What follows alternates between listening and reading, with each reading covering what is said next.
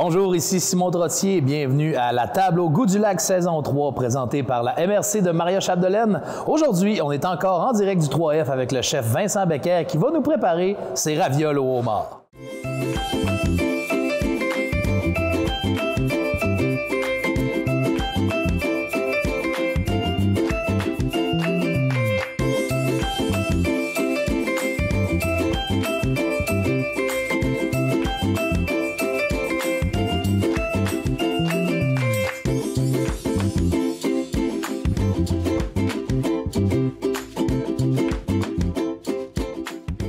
Donc, Vincent, de retour avec nous, encore une fois. Content que tu sois là. Bonjour, Simon. Yes. Et Vincent, en fait, cette semaine, là, vu que je me suis plaint à ta dernière visite, que tu m'avais trop utilisé un peu partout, tu as amené quelqu'un à qui tu vas pouvoir donner des ordres. Hein? Exactement. J'aimerais ça l'introduire. C'est ton fils qui est avec nous aujourd'hui. Ça fait 20 ans que je lui donne des ordres, donc il a l'habitude, lui. Cuisinier de père en fils, j'adore ça. Valentin, tu peux venir avec nous, si tu veux, juste t'introduire à tout ce beau monde qui écoute la table au goût du lac. Bonjour. Bonjour Valentin. Donc aujourd'hui, qu'est-ce que vous, de père en fils, allez nous préparer, Vincent et Valentin? On avait pensé à faire une raviole de homard avec un jus safrané. Donc on va faire cuire des moules à la marinière. C'est une technique qui se fait généralement avec un peu de vin blanc, des échalotes ciselées, donc coupées relativement fines, un petit peu de persil haché. Puis on déglace ça au vin blanc. On va réutiliser nos moules finalement pour avoir un décor dans l'assiette, mais l'essentiel, ça va être le jus qu'on va récupérer. Pas nécessairement la moule qu'on va manger, là. On va la manger parce qu'on va quand même l'utiliser, parce qu'en développement durable, on jette rien, nous, donc on essaye toujours d'utiliser le maximum de ce qu'on peut récupérer des ingrédients. Donc on va en mettre quand même dans l'assiette. Ce qu'on veut surtout, c'est relier le jus de moule, qui va avoir ce côté un peu salin, agréable qu'on va pouvoir manger avec nos ravioles. Oui. On va faire une pâte à nouilles fraîche. Pour envelopper le raviole. Exactement. Donc, on va utiliser du homard qu'on a du Gaspésien. Oui. Donc, la porte, 2-3 portes plus loin. Pignon sur rue. Exactement. Pour éviter d'avoir que du homard dans nos ravioles et avoir un petit peu de volume quand même, on va faire une julienne de poireaux. Et puis, dans notre jus de moule, on va faire une petite brunoise de légumes. Et qu'on va utiliser plusieurs techniques de coupe, mais simplement pour que tu puisses être à l'exercice quand même, parce que Valentin ne pourra pas tout faire. Bon, finalement. C'est juste parce que la recette était plus volumineuse, tu avais besoin de quelqu'un de plus, dans le fond. C'est ça, exactement. Il n'y a aucun remplacement. Pas de relâche dans la cuisine. Jamais. Parfait. Donc, on commence par la pâte maison. Exactement. Donc, on va ici, mettre... je ne sais pas si Valentin voulait aller pour les moules ou-dessus, il n'y a pas... C'est comme si tu veux commencer. Je pense que tu pourrais au moins les laver, s'il vous plaît. Tout ça se déroule... Donc on utilise... Ça, c'est de la farine que tu viens de mettre. C'est de la farine, oui. Ouais, tout simplement. Tout simplement de la farine. On va faire ça avec des œufs et puis l'huile d'olive. Relativement basique comme ingrédient, mais c'est toujours agréable de manger des produits qui sont faits avec des produits de base. La bonne vieille cuisine d'antan, là, ça se fait comme ça. Non, mais oui, c'est pas... Par contre, on utilise, comme je suis fainéant, je vais utiliser du matériel comme ça.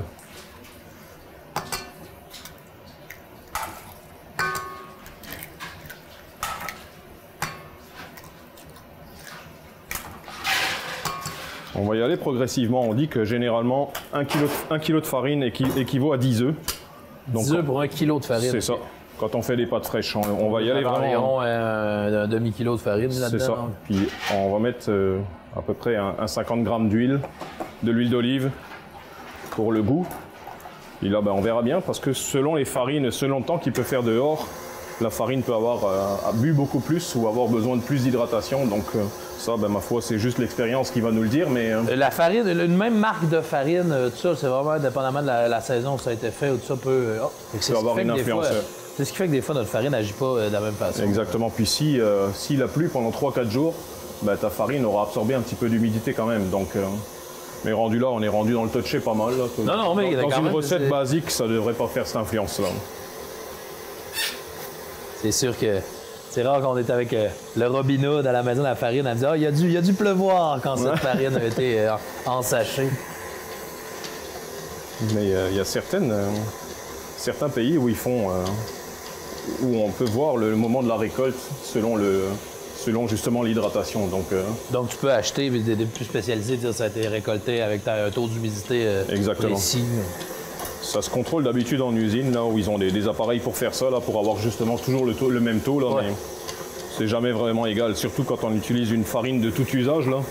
qu'on achète souvent dans le commerce comme Robin Hood, des choses comme ça où c'est marqué tout usage. Là, c'est vraiment toutes sortes de grains. Donc, Oh, ouais. Et là, l'œuf peut se rajouter à même... C'est là qu'on voit là, que si ça a tendance à prendre, on peut rajouter un autre œuf. Exactement. Puis là, on le voit bien que de toute façon, on n'aura pas notre amalgame, ça ne forme pas une pâte, donc on est obligé de réhydrater un petit peu plus, quoi.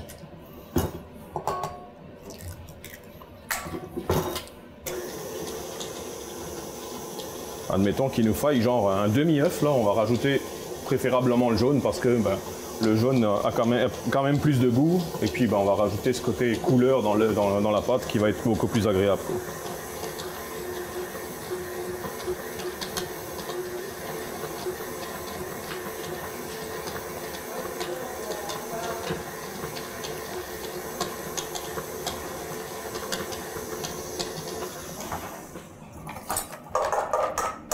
Donc comme on le disait, ça va prendre définitivement au moins un jaune d'œuf.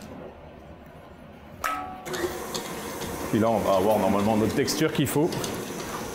On va la laisser reposer tout à l'heure un petit peu au frigo. Je dirais préférablement une vingtaine de minutes, le temps que la farine et que le gluten puissent se détendre à nouveau avant de la réutiliser. Parfait. Entre-temps, nous, on a quand même les moules marinières à faire. On a quand même notre julienne de poireaux à faire initialement pour mettre dans nos ravioles. Donc, on aura le temps de faire quelques affaires.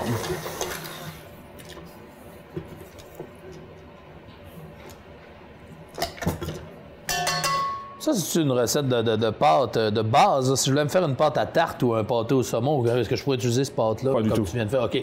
C'est non, vraiment pas une pâte pour ça. C'est vraiment, si tu veux faire des spaghettis, des tagliatelles ou des pâtes. Ah, c'est vraiment pour faire des pâtes alimentaires comme on a fait. Exactement. OK, parfait. Ça serait pas une pâte à tarte, là? Pas du tout. Non. Puis là, on va rajouter, dans une pâte à tarte, il y a beaucoup plus de matière grasse. Okay. Donc, ou beurre, ou alors minimalement matière grasse si tu veux réduire les coûts, là. Mais c'est pas du tout sur le même principe. Non, donc là, si tu veux t'acclimater avec la texture, parce que tu vas devoir en faire à ta chérie bientôt à la maison. Donc, là-dedans, tu as simplement mis de l'huile, des œufs et de la farine. Exactement. Pas de sel poivre? Non. J'ai mis du sel dans ma farine tout à l'heure. Okay. Mon sel était déjà, je l'avais déjà inclus, mais parce que je l'avais pesé. Donc pour 1 kg, on met 20 grammes de sel. OK. Donc on va la poser 20 minutes au frigo. Parfait. Alors on est reparti, on va faire... Ça, est-ce qu'on va en avoir encore besoin? Oui, on va en avoir besoin tout à l'heure pour étaler notre pâte à nouilles, parce qu'on a la chance d'avoir du matériel pour le faire. Puis voilà, donc, à la maison, ça se fait très bien aussi avec un petit appareil manuel où il y a la petite manivelle dessus, là, ça peut se faire très bien comme ça, là, qui vaut quasiment une misère à l'épicerie. OK, donc, mais ça prend quand même ce petit appareil-là minimalement, par contre, celui avec la manivelle. Là. Ça peut se faire à la main, mais ça prend des bons bras quand même. OK, oui, puis ça peut pas avoir l'air de... Moi, je sais que si t'es pas très manuel ou tout ça, si tu veux avoir une forme moindrement soutenue... C'est ça. Moi, je me souviens que ma mère, quand j'étais vraiment jeune, là, qui faisait des pâtes fraîches, on a une recette en Alsace qui s'appelle des Fleischknacker. Un espèce d'escargot avec de la viande mélangée, là, puis ça prenait une pâte à nouilles. Donc elle faisait ça manuellement, là, mais ça lui prenait obligatoirement un dimanche pour commencer à faire ça. Bon, donc... on a la chance de gagner un peu de temps avec ça, quoi. Échalotes ciselées qui vont être pour nos moules marinières. Ciselé, ça veut dire en petits dés. Tu gardes la base ensemble? Oui, en fait, on garde le pied. C'est ce qui va maintenir toute notre échalote, finalement. Oh oui, c'est ça que je disais. J'ai parlé au cours de la saison des problèmes d'oignons fuyants. Oui, c'est toujours le même problème. Si tu le fais dans l'autre sens, définitivement, il n'aura pas une belle tenue, quoi. C'est très fin. On voit l'expertise de la coupe.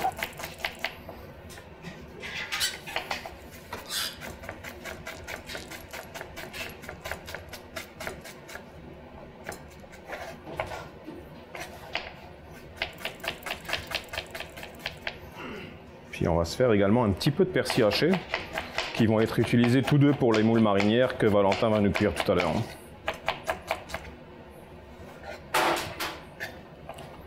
Donc voici nos échalotes. On va se faire un petit peu de persil. Bien sûr, au préalable, il a été lavé.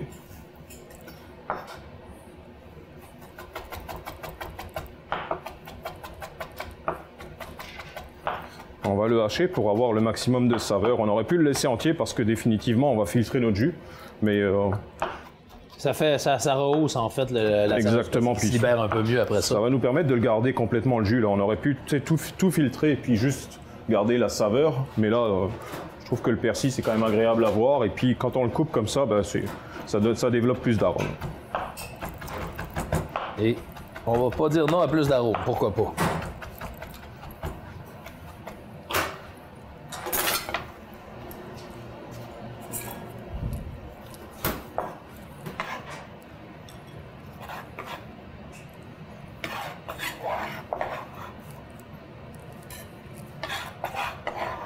Et voilà. Donc pour nos moules marinières. Ça, tu dis que ça va vraiment bouillir. Ça, on va le mettre dans l'eau? Non, ça va être cuit. En fait, on va faire chauffer notre casserole. Puis je vais vous laisser voir avec Valentin la technique. On fait chauffer notre casserole, on jette les moules en un coup. On rajoute nos éléments qui vont rajouter un petit peu d'arôme. Oui. On déglace au vin blanc, on cuit à couvert. Ça va prendre 2 minutes pour les moules et on arrête ça là. Parfait. Technique relativement rapide. Tu devrais être.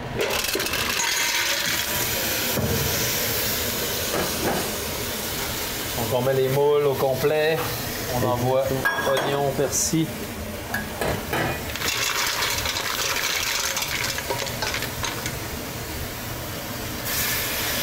C'est du vin blanc que tu ajoutes pour exactement, pour déglacer? Exactement. Et là, on couvre et on laisse bouillir. 2 minutes, ça? Combien de temps ça cuit, pardon? On laisse bouillir 2 minutes. 2 minutes, c'est vraiment le 2 minutes, c'est pas très long. Donc à partir du moment où ça bout, c'est à peu près 2 minutes. Parfait. Bonjour, mon nom est Émilie Gaudreau. Je suis copropriétaire de Délices du Lac-Saint-Jean. Donc, c'est la belle saison qui arrive. On commence à voir déjà beaucoup de VTT se promener dans les sentiers. Les producteurs de bleuets, on souhaite vous faire un petit rappel. Nous souhaitons vous remercier de demeurer dans les sentiers afin de s'assurer de ne pas endommager les terres qui pourraient être en dormance ou encore sur le point de faire une production fruitière. Nous, les producteurs, on travaille tellement fort pour vous produire des super bons bleuets. Et c'est important de ne pas oublier une chose, plus de fruits au champ, plus de confiture pour vos déjeuners le matin. Merci de votre respect et bonne saison à tous!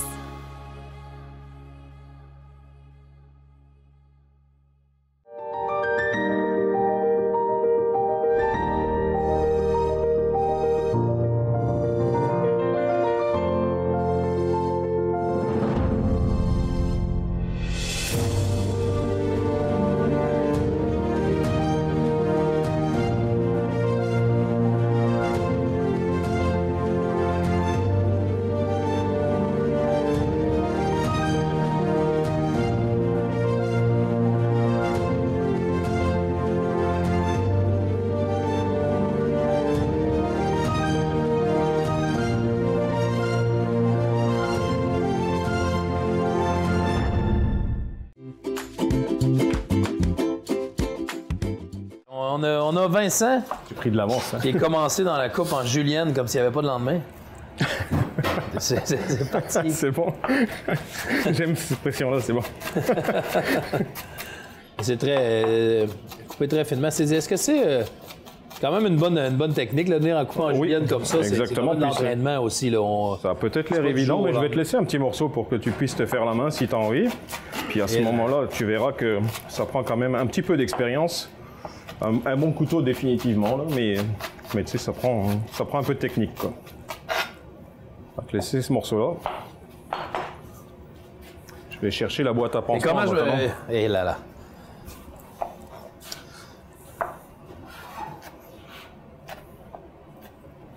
On voit déjà que la vitesse... Il va falloir que tu tiennes tes doigts et tu vas suivre finalement ton doigt, là, qui soit le plus droit possible, et tu vas suivre sur ton ongle. Sur mon ongle? Oui. On voit déjà avec l'expérience de la vitesse. J'ai des petites juliennes. Ou quelques grosses juliennes aussi. Si on la met en dessous, personne ne va le voir. Non, c'est le but.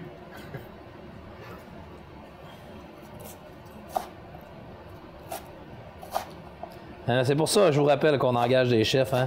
Si c'était moi qui le faisais, j'en aurais pour un bon dimanche juste avec la coupe en julienne que tu parlais tout à l'heure, pas juste les pâtes.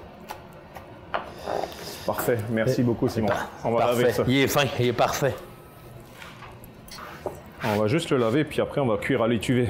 Donc, étuvée, c'est-à-dire que... On chauffe... non, à l'étuvée, on parle de chauffer? Oui, on parle de chauffer, puis pas de matière grasse. On va juste faire tomber avec l'eau de végétation du légume.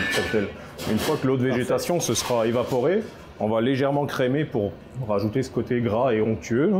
Puis ça va être ça qui va être servi avec le raviol, dans la raviole d'ailleurs.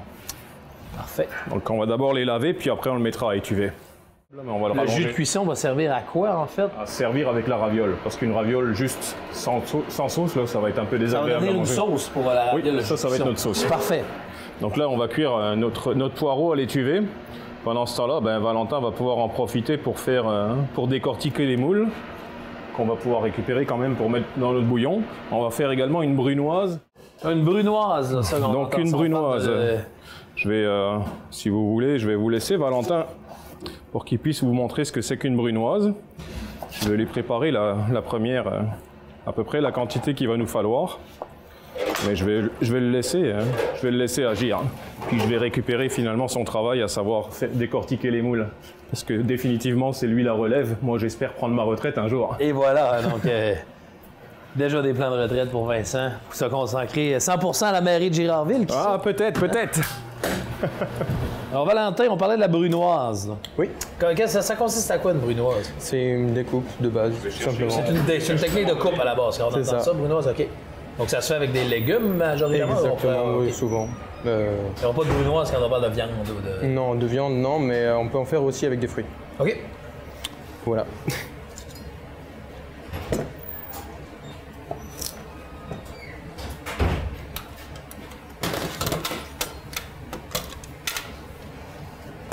Là, on vient de faire apparaître la machine à brunoise. Exactement. OK.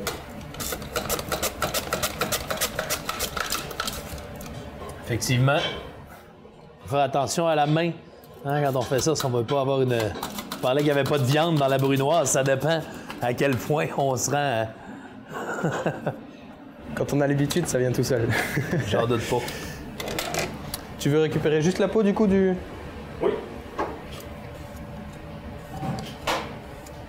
On va aller chercher la peau du zucchini présentement. Exactement. Donc ça... Et la peau, on va c'est pour la manger ou c'est pour un assaisonnement? Puis là, c'est pour une... La peau étant le côté visuel dans la sauce. OK. Parce que le cœur de la zucchini étant trop mou à la cuisson, là, ça rajoutera pas vraiment de saveur, mais on récupère vraiment le côté vert pour la couleur et pour son côté plus croquant finalement, quoi.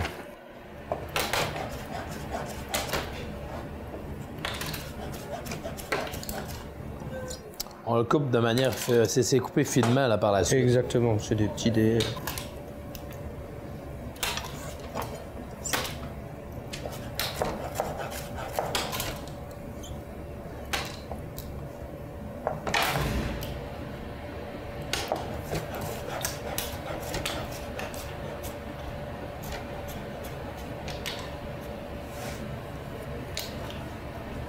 Quand est-ce que tu as fait tes études en cuisine ici, au Québec? Ou, Non, j'ai commencé en France. En France? Oui. J'ai fait un baccalauréat professionnel, et donc en cuisine. Oui. Et puis maintenant, je suis ici au Cégep de Saint-Félicien. Et je fais un AEC Management, Hôtellerie-Restauration dans une démarche de développement durable. Parfait, ça, on salue les membres du Cégep de Saint-Félicien, qui est toujours... c'est d'ailleurs un endroit où on peut voir Vincent aussi, qui travaille ici à partir des cuisines du 3F, mais qui travaille pour l'entreprise, son père aussi. Il est partout, décidément. Ben voilà, ça c'est le propre de chacun de nos pères. Tout le temps un peu partout. La brunoise, on dirait qu'à l'œil, c'est ça, à ne pas confondre avec la macédoine, là. Il y a plusieurs tailles dans une cuisine, à savoir la macédoine, comme tu viens de le mentionner, on a la brunoise, on a la matignon, on a la mirepoix, puis toutes les... C'est des tailles de coupe, ça, tout ça? C'est des tailles qu'on apprend normalement à l'école et qui devraient être respectées en tout temps, quoi. Et quand on parle entre professionnels, d'habitude, quand on se parle, ben, fais-moi une brunoise ou fais-moi ci ou fais-moi ça, là. Donc, on sait exactement la grosseur des légumes que je exactement. C'est dans la brunoise va être tranchée plus finement que la macédoine? Hein? Oui, largement, oui. Je me place dans mes calibres de cuisine. Mais c'est vrai quand on prend pas la peine, on entend ces termes-là un peu souvent en cuisine. Hein? La macédoine, la brunoise, on disait tout à l'heure, le ceviche, le carpaccio. Mais on n'a pas toujours le référent exact de qu'est-ce que ça représente ou qu'est-ce que c'est. On a l'air de le savoir. Des fois, on fait comme, ben oui, je connais. Mais des fois, si on se demande des détails... J'ai un peu de beurre, Valentin, dans le fond, là-dedans, directement. Juste un peu de beurre, exactement. On laisse ça aller. Donc suer, c'est cuire sans coloration. Sans coloration? C'est ça. Bah, Et qu'est-ce que tu entends par coloration? La couleur? c'est ça, quand on fait cuire quoi que ce soit un légume, une viande, etc., souvent ça caramélise et ça prend de la couleur, ça change de couleur. Oh, La suée, c'est cuire sans coloration, c'est-à-dire on met de la matière grasse, on remue, etc. pour éviter que ça caramélise justement. Parfait. Et ça donne pas le même goût et au final ça relâche l'eau qui est contenue naturellement dans les légumes. Et c'est pour ça qu'on appelle suée, parce que l'eau elle sort des légumes. Ouais, exactement, comme la sudation qu'on connaît tous. Exactement. Le safran, c'est encore une fois, ça doit être assez goûteux. Oui, c'est assez, Tu parles de 3 goûteux. pistils, là, ça, on s'entend que c'est un petit contenant. Là, Exactement. Puis pour moi, ça a été une belle découverte. Là, je vous fais voyager avec moi en vacances. On a découvert ça pendant les vacances à Charlevoix. Je pensais pas que du crocus pouvait pousser ici et puis qu'on puisse récolter Du crocus. Je me sens presque dans Harry Potter. Là, oui, d'habitude, le crocus, moi, le safran qu'on peut récolter habituellement, ça se fait en Inde. Puis j'assimilais finalement cette fleur-là à vraiment de la chaleur. Puis j'aurais jamais pensé qu'au Québec, on puisse faire pousser ce genre de choses. Là, ça doit être quand même onéreux. Là. Je vois la grosseur du pot, ça dit quand même que ça doit être quand même dispendieux. C'est onéreux, mais par contre, on en utilise 2 pistils. Et puis ça dégage vraiment un arôme et une vraie saveur. Là. Ils ont d'ailleurs quelques produits dérivés justement à base de safran, puis je trouve que c'est vraiment intéressant. Là. Parfait. Si on promotionne la région, celle d'à côté a aussi de beaux produits. Entre régions, comme on disait, il faut s'encourager les produits locaux quand même à la saveur du Québec. Il est certain que je vais rester chauvin et dire que dans notre région, on a les meilleurs produits, là. Mais, mais les autres en ont aussi. Donc on va simplement mettre, je vous dirais, 2-3 pistils dans notre sauce, puis vous allez voir que c'est fait pour être sûrement mis en très petite quantité aussi. Exactement. Parce que je vais te le laisser sentir, tu vas voir que ça dégage un vrai bel arôme, quoi. Très certainement. Style de safran. Donc on est rendu à l'étape de faire nos pâtes à nouilles. Les pâtes à nouilles, la raviole en tant que telle. Donc elle a reposé 20 minutes. Elle est relativement stable comme pâte. On va pouvoir passer ça à la machine. On utilise toujours encore notre machine à des fins de s'économiser, là, mais on pourrait très bien le faire à la main également, là, mais ça va prendre un petit peu d'huile de coude, quoi. Oh, oui, bien, certainement, c'est sûr.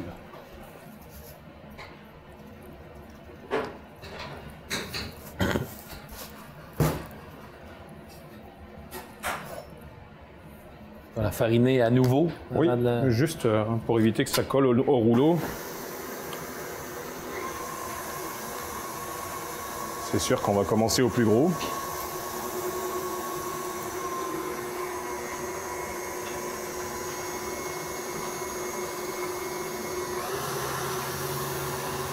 Et on va descendre graduellement jusqu'à ce qu'on ait une épaisseur comme on la veut.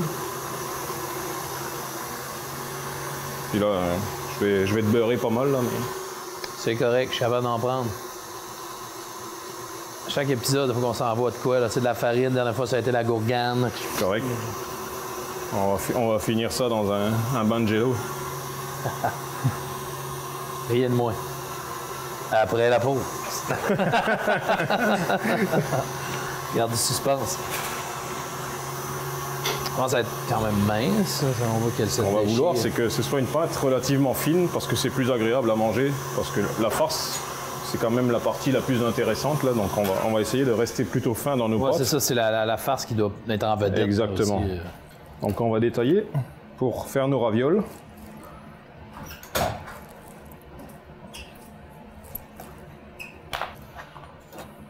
On met un petit peu de dos pour nous permettre de faire la soudure finalement de nos pâtes sur le bord. On va prendre du poireau et on va finir ça avec un beau morceau de homard généreux.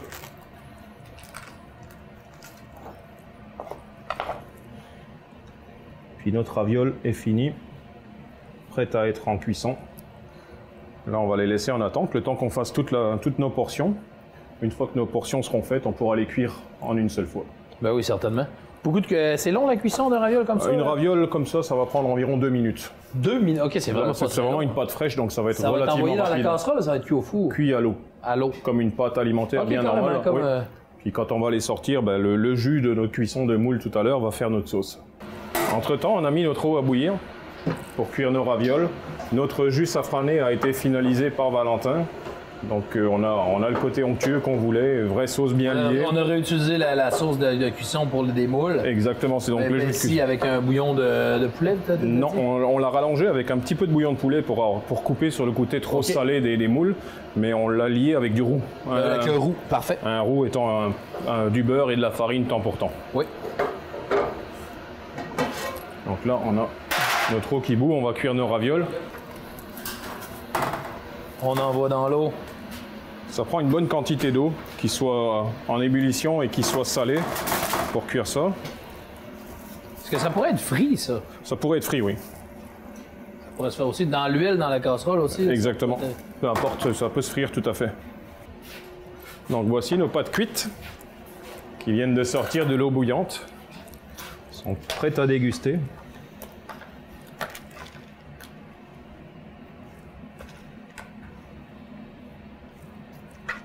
Puis une bonne portion. Je dirais que 5 ravioles pour une belle portion, là, c'est relativement généreux.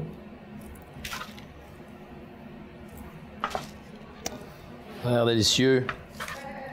Puis on va rajouter un petit peu de notre pancetta qui a été cuite en chips. Ça va nous donner un petit côté croquant et puis nous rappeler notre côté salin, là.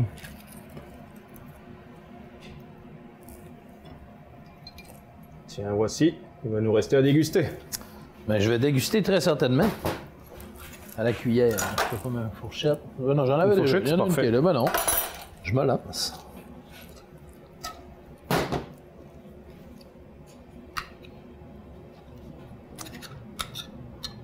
Est-ce que j'en prends avec un moule aussi? Comme je veux.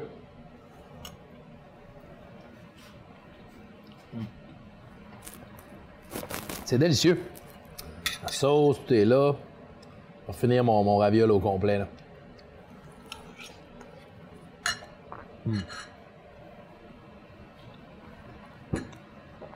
extrêmement satisfait de ces ravioles, messieurs. Merci pour le temps que vous avez accordé. Merci Vincent. Merci Valentin. Merci beaucoup. À un prochain épisode. Avec plaisir.